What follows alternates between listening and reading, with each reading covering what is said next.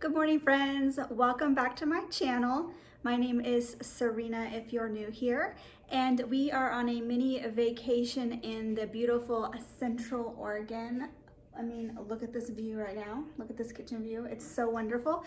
So I decided that while we are here on a little vacation, I would take advantage of the kitchen and make up a few holiday treats for upcoming Thanksgiving holiday.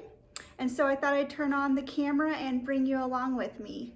I plan on making a pumpkin artesian loaf, and then I'm going to make a apple cinnamon cozy bread. And then last, I'm going to show you how you can use your leftover cranberries and make a super cool leftover cranberry muffin. So that is what's on the docket today. I'm gonna go ahead and get the bread started because we need to let that rise. And then, yeah, so I hope you join me and let's get rolling. All right, so this is just a basic artesian bread recipe. I like doing that because it's just an easy bread to make. It's kind of a no fuss. Although this one does call for a little bit more kneading than what I usually do for like a no knead type dough. But it calls for 1 cup of pumpkin puree. And I'm gonna go ahead, I have a strainer here in another bowl. I'm gonna go ahead and strain off. This is just a Trader Joe's brand, but it calls for this if it's runny. And I just thought since I'd have time here, I'd get this going first. And I'm just gonna strain off any extra liquid while I'm getting the rest of my ingredients together.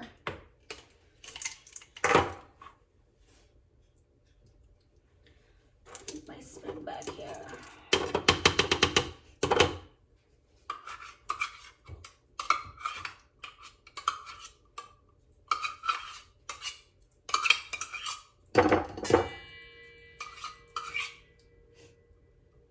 I am in a Airbnb, so usually most of them are limited, so I did bring a lot of my own prep type items, but this one is actually probably the best one I've stayed in because it actually has quite a bit of stuff, like all the good stuff. So, all right, yeah, see, I'm so glad I decided to drain this because this already has some water coming off of there. Okay, so let's go ahead and get my bread prepped. All right, to get this bread started, we're gonna go ahead and take 3/4 cup of cold water, add that right into the bowl, and then I'm gonna get my active dry yeast, and I'm gonna use a 1/2 teaspoon. Just gonna sprinkle that on in, and then I'm just gonna give it a light whisk. And then I'm just gonna let it set here for a few minutes so we can get this activated. And I've strained off quite a bit of puree, about 1/8 cup of water off that puree. So I'm gonna go ahead and add it in to my yeast and water. And then I just wanna whisk this until it's smooth and there's no lumps.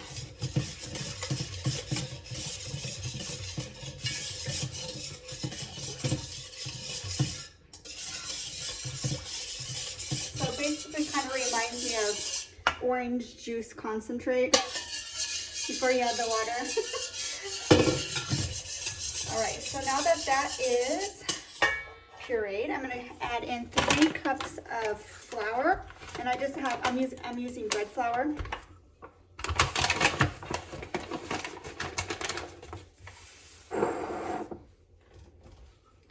Get my whisk out of here.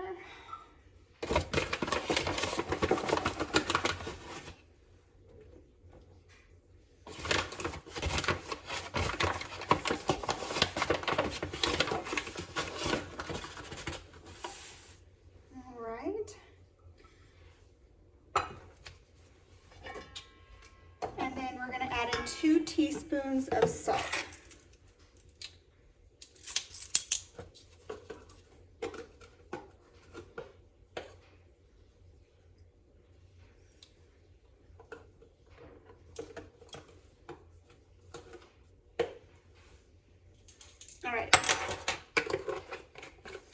So I don't have my Dutch spatula with me, so I'm just using what the Airbnb had. So we're just gonna go ahead and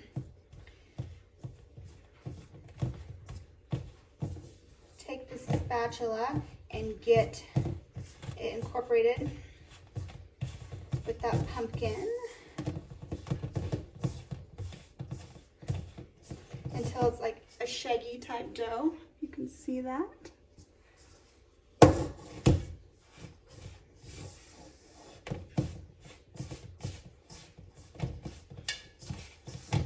All right.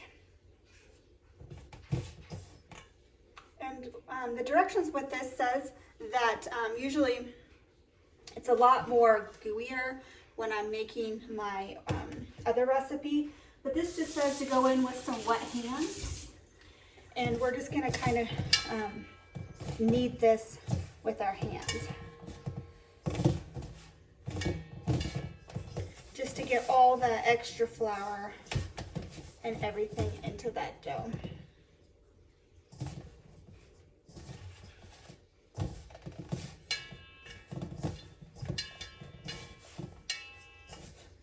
All right, so I'm just gonna cover this with plastic wrap.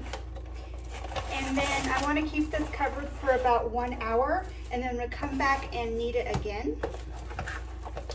The place here that we're staying does have a fireplace, and it was 32 degrees out this morning when we got up, so nice and crisp and sunny.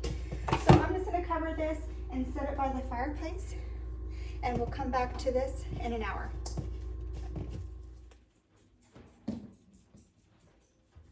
All right, so the next recipe we're gonna make is like a cozy Harvest Apple type cinnamon loaf. And I thought it would be good because it really had like the fall vibes I'm looking for the Thanksgiving holiday. And you could make this any time of the year, of course, but apples are in season, so I wanted to make something that incorporated that.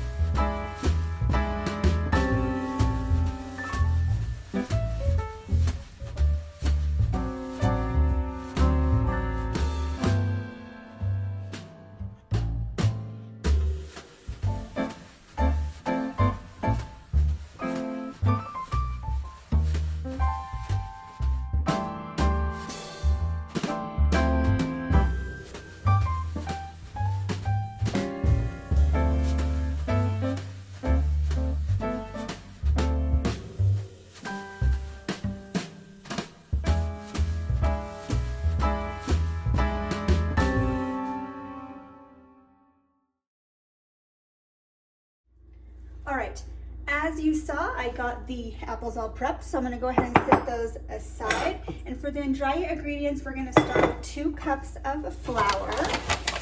And the recipe calls for the all-purpose flour, but since I brought bread flour with me, I'm gonna go ahead and use the bread flour, and it should turn out fine.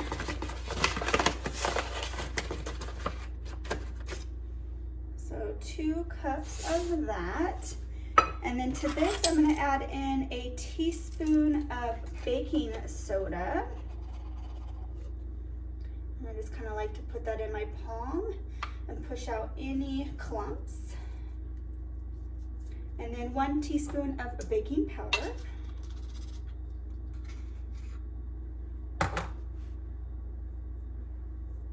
All right. And then we're gonna do 1 teaspoon of cinnamon.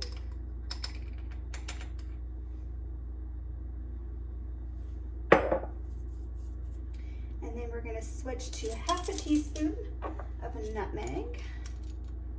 It's my favorite winter spice.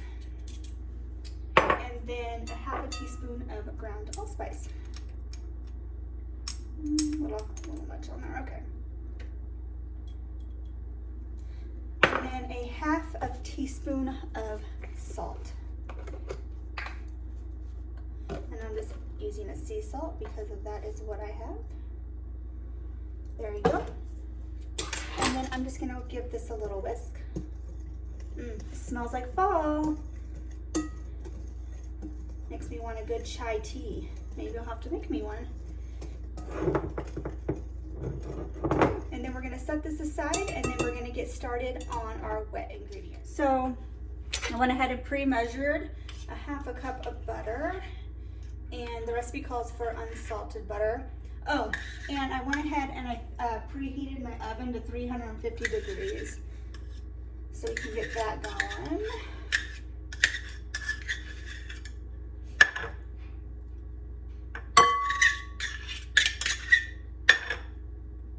All right, so we have the butter in there. Now we need a half a cup of brown sugar and a half a cup of white sugar. I'm just using a light brown sugar. And then we're using just a cane sugar.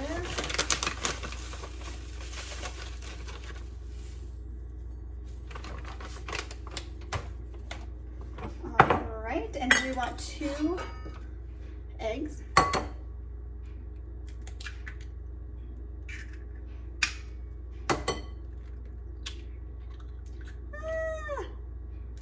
That shell was thin. All right. Quick hand wash. All right, back in business. And then we want a half a cup of milk. And I am just using almond milk because that's what I have.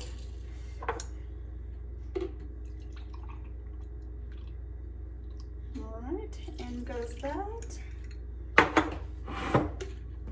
And then we need a teaspoon of vanilla. And I'm using the Trader Joe's bourbon vanilla, which, and you know, we measure that with our heart. And this Airbnb had a hand mixer. So here we go. Oh, I think that, holy Toledo. All right. A little stronger than mine on level 1, but we're getting it here. We're just gonna beat this together. Get out those butter clumps.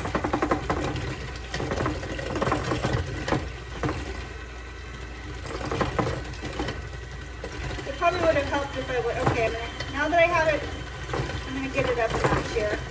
Probably should have done this in a bigger bowl, but you know, hindsight.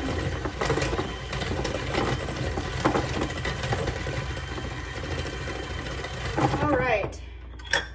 Oh, got a little bit of, there we go. Perfect. Now, I'm just gonna grab my dry ingredients, and what we're gonna do is I'm just gonna add in a little of this, and we're gonna just get that pulled together.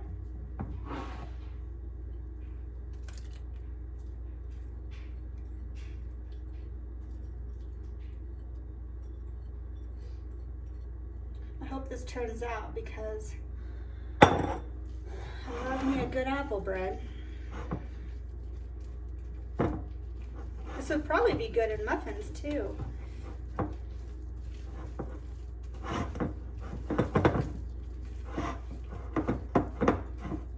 Oh my goodness, it smells so delicious. Wow.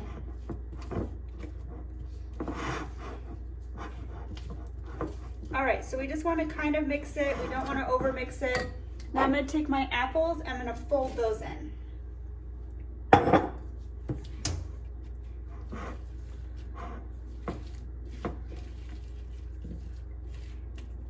Something just hit the window behind me here. I don't know what it was, but.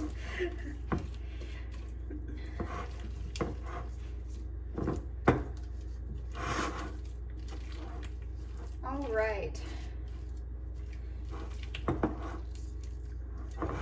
I think that looks good. Let me show you what we're looking like here. Beautiful. Now I'm just gonna grab a bread pan And I'm gonna give this a good spray with my spray, and we're gonna get that in there.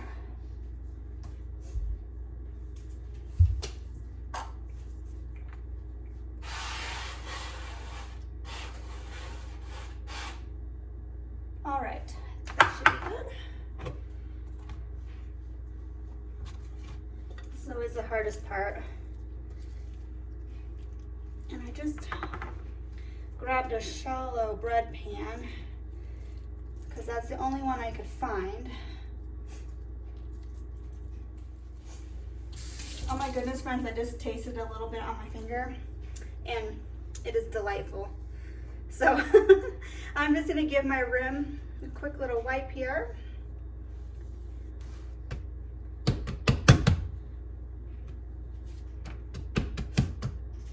All right, and then this is gonna go in the oven for 55 to 65 minutes. Since I've never used this oven before, which is still preheating, I'm gonna start it at the 55 and then just go up from there.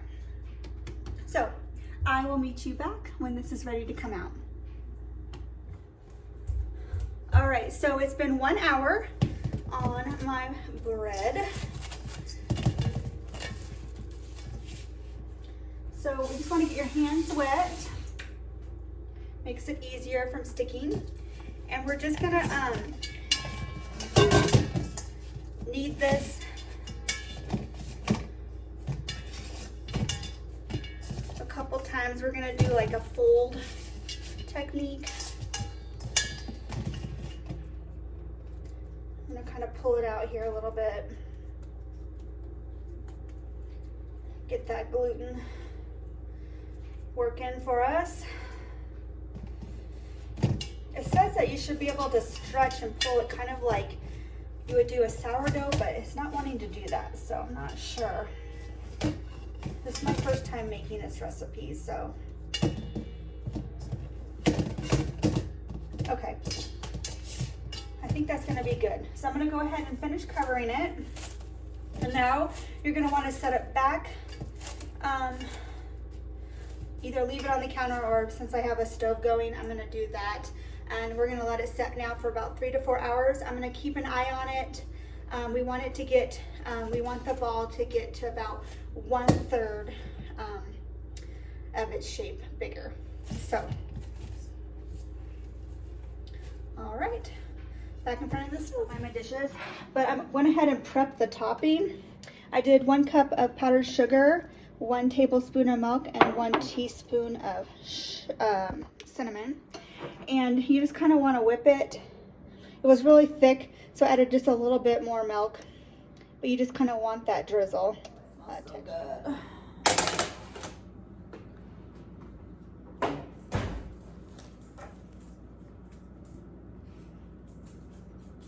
All right, clean knife.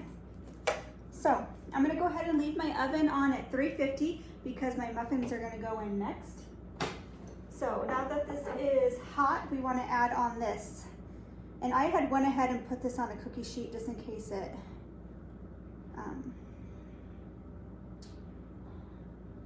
spilled over.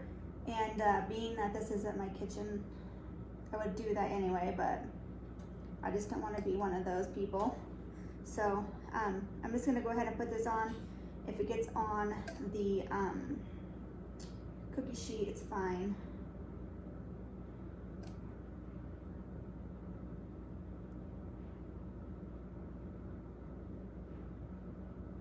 Now, and I'm going to be making some muffins this time instead of a loaf. And this is called the leftover cranberry sauce coffee cake muffins. Again, you could probably make it into a coffee cake, but I'm going to do the muffin route just because I can freeze them.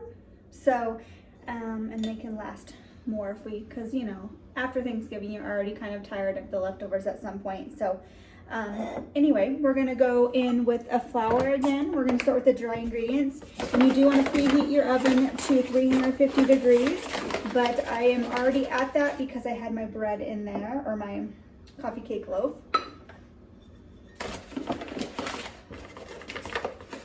So 1.5 cups of flour, and then we need 1/2 cup of sugar.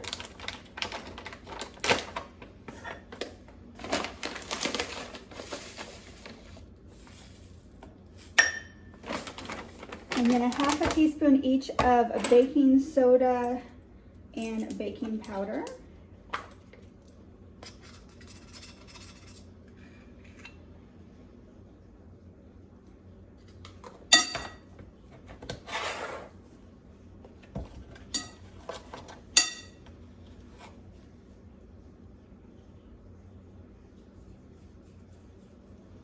All right, and then we just need about 1/4 of a teaspoon of salt.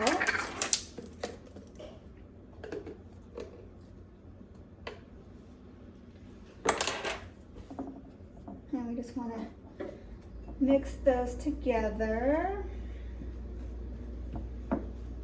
My whisk is dirty, so I'm just going to use my spatula here. All right, so we're going to set this aside.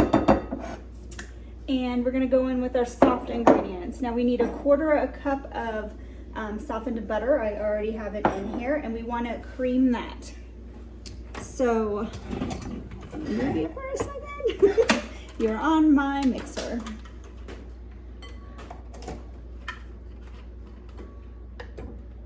So I just wanna cream those together, or the butter.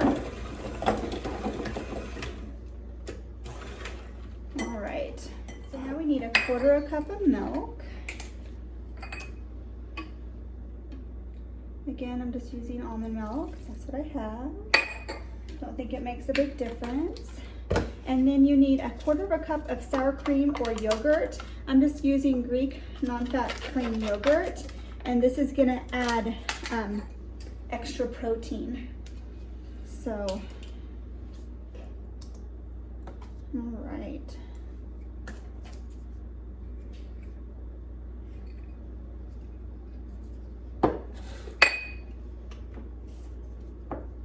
All right, so let's get this cream together without trying to make too much of a mess.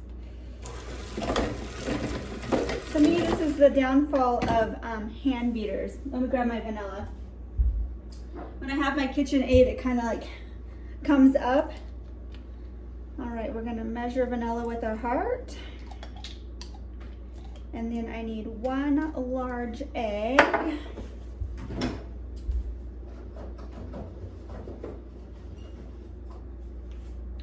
These are kind of small, I guess, but we'll go with it.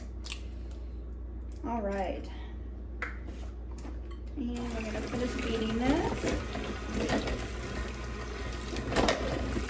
So now we're just gonna fold in our soft ingredients, or wet ingredients, I guess.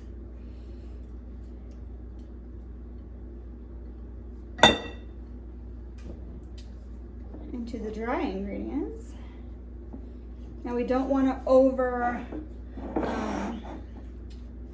mix, because that causes a denser muffin.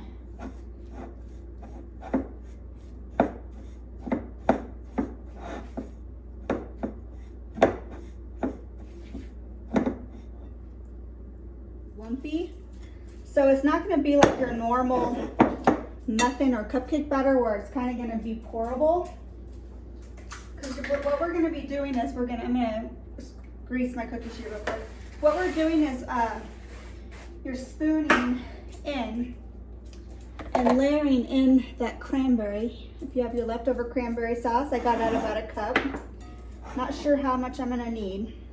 But we're just going to take about 1 tablespoon, and I'm just kind of going to drop it down and spread out in these cups a bit.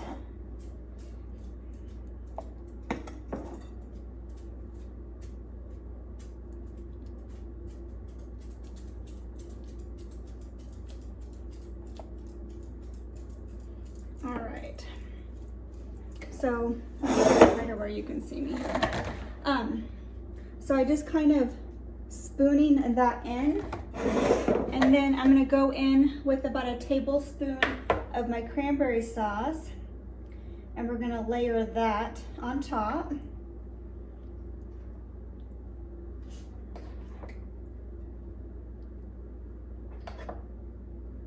And I like cranberry sauce, so I'm going to be a little generous here. See how these turns out. And then I'm gonna go back in. I'm gonna put a little bit more of that mix on top of here.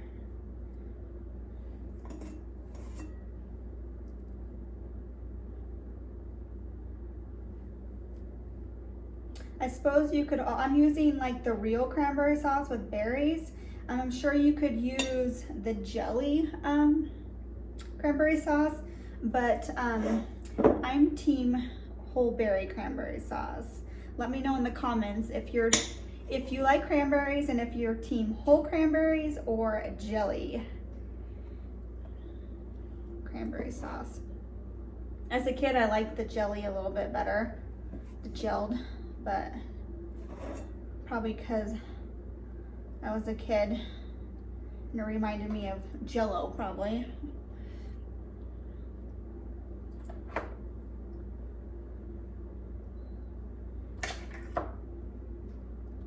All right, so I'm just gonna continue to do this and see where we end up here.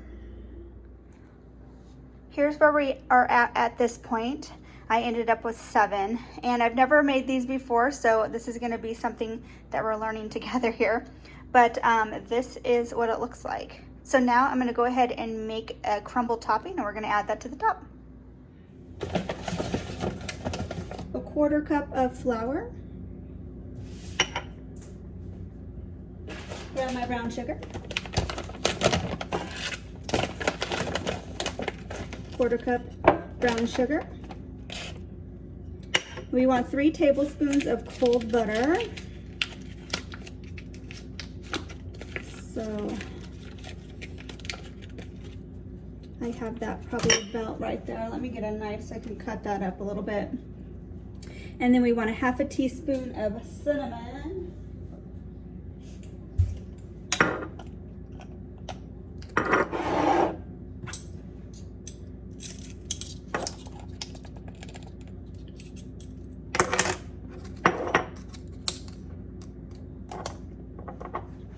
Now, if you have a pastry cutter, you can use that. I don't have a pastry cutter, so I'm just gonna grab a fork. And we're just gonna kind of eye this for 3 tablespoons.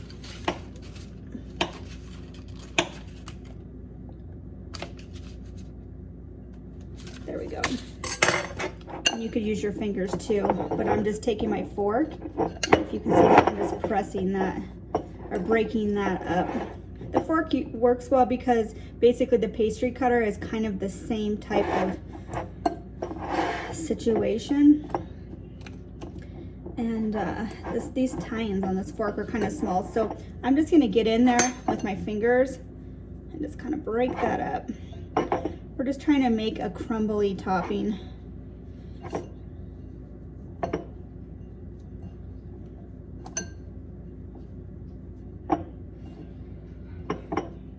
You want to use cold butter though, because it kind of helps that desired texture that you want.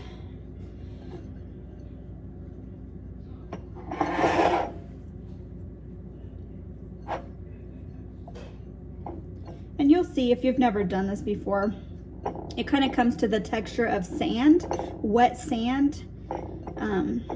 If you've ever been from the Oregon coast, I guess I've had my hands in a lot of sand, but that's kind of what you're looking at there, just that. So we are just gonna go in and sprinkle these on top.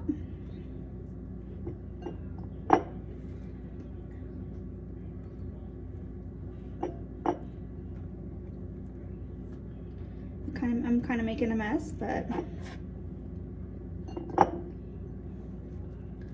that's just how it goes. I don't know if the glare of the sun, these windows are beautiful in here, but makes it kind of hard for filming.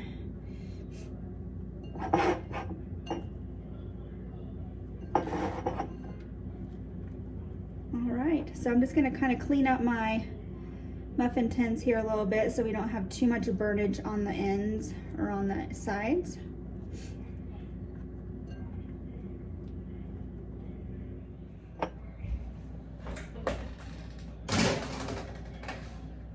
of the pan. And my husband already snuck off a piece of it. But it has beautiful texture. It's still a little warm, I think, to cut in it. It needs to rest a little bit longer, but what'd you think of it, babe? It's very, very good. Awesome. So Lots of flavor. it is. It's you know what it reminds me of? One of those apple fritters. All right. Those are looking like they might be done. I went ahead and put them in for a couple more minutes. So, yep, they're done. All right, so we're just gonna let these rest and then we'll pop them out of these tins. We are back in the kitchen this morning. I just kind of wanted to go over with you where I am in these projects that we started yesterday. The bread, my bread was a big failure and I'm pretty positive it was from the yeast. I'm pretty sure that yeast was bad. I had it by the fire for about 3 to 4 hours, kept checking on it. It showed no growth at all. So I threw it in the refrigerator last night because I just thought I would deal with it this morning and see what happens. But it is just basically like cookie dough, and it didn't have any gluten that came. And I kind of wondered when I was doing the pull yesterday on the first hour, it should have already had some gluten activity and it didn't. So bad yeast, lesson learned. Unfortunately, this is going in the trash. But I do want to try this recipe again, so I will. I will do that again with better yeast. Make sure that you check your yeast and it's not expired. So the muffins, the cranberry muffins turned out gorgeous. They layered beautifully, if you can see that. They just turned out great. My husband tried them. He said they were amazing, and he doesn't like cranberry, so that says something. If you have a non-cranberry fan, I think that they'll like this. Just don't tell them cranberries in it, because I thought it was more like a tart cherry taste to me. Definitely picking up that tart, and then with the sugar of the topping, it was really nice with the sweet tart type situation. So, and then of course my bread, I showed you that yesterday. I already have it wrapped up, so we can go in the freezer with that, and then we'll have this for Thanksgiving morning for breakfast. And again, this was delicious. It reminded me more of apple fritter without that fried texture. So anyway, that is that. Thank you for joining me on this baking trip. I hope you have a wonderful Thanksgiving holiday. I'll probably see you afterwards. And until then, take care and have a great day. Bye, friends.